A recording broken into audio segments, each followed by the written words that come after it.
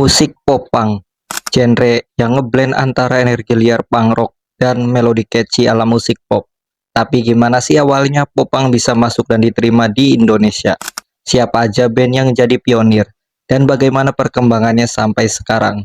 Yuk kita bongkar lengkap di video ini. Semua berawal di akhir 80-an dan awal 90-an di Amerika Serikat. Saat itu, musik punk yang dikenal liar dan penuh kritik sosial mulai ngeblend sama melodi pop yang lebih air-catching. Band seperti Green Day, Blink-182, The Offspring, dan Sum 41 jadi pelopor yang bikin popang meledak secara global. Lagu seperti Basket Case dari Green Day, All the Small Thing dari Blink-182,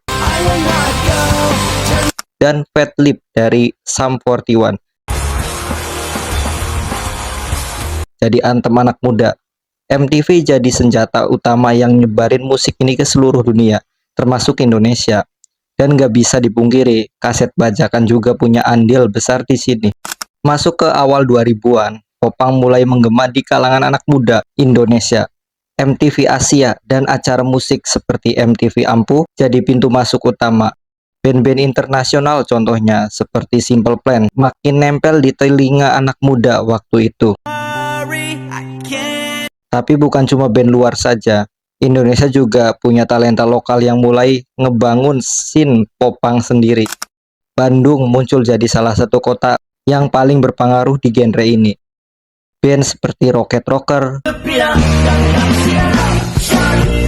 Close Head mulai ngebentuk identitas popang Indonesia. Lirik mereka yang simple tapi ngena, plus sound gitar yang energik bikin banyak anak muda mulai relate sama musik ini. Yang seru, band-band ini nggak cuma manggung di panggung-panggung besar, tapi juga ngeramein scene underground di gigs kecil di berbagai kota. Nggak bisa dipungkiri, media punya peran penting dalam nyebarin musik popang di Indonesia. Majalah remaja seperti Hai dan Trax sering banget ngulas soal band-band popang, baik lokal maupun internasional. Di sisi lain, platform kayak Friendster dan MySpace jadi sarana penting buat band-band independen promosikan musik mereka. MySpace bahkan jadi etalase digital buat band ngenalin lagu-lagu baru ke pendengar. Contoh salah satunya Piwi Gaskin yang mempromosikan bandnya dulu ke platform ini. Dan jangan lupa, komunitas skena lokal juga punya peran penting.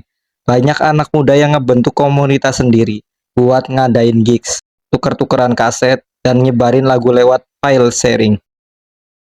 Tapi popang di Indonesia bukan cuma soal musik, ini juga soal gaya hidup dan identitas.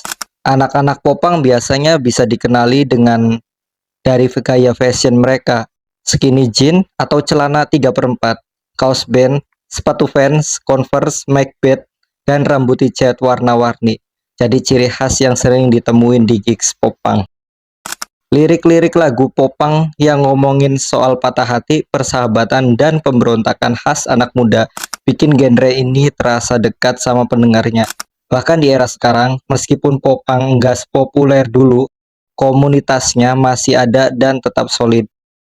Di era digital kayak sekarang, popang mulai dapat napas baru. Band-band popang sekarang seperti Summerland, 360, Stand Alone, dan masih banyak lagi mulai muncul dengan gaya mereka sendiri.